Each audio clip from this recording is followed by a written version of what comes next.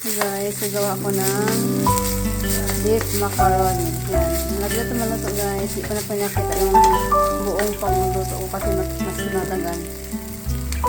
Lagyan natin ng oregano.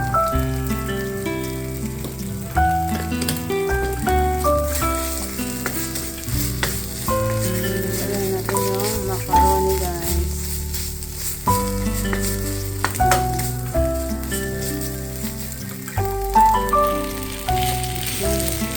Ito macaroni guys, matagal na to.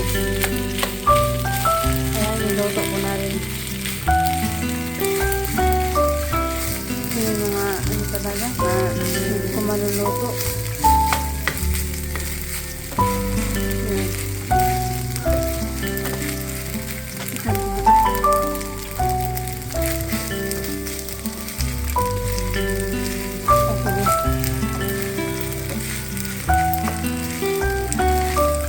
Panood na ako sa YouTube guys para makaluto ako ng ganito.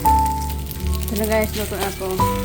Yan. Ito ang pagkain ng sa asawa ko. Ito sa akin. Oh. Yan. Kanya-kanya kaming pagkain kaya nakapagod ng luto. Thank you guys for watching. Bye-bye.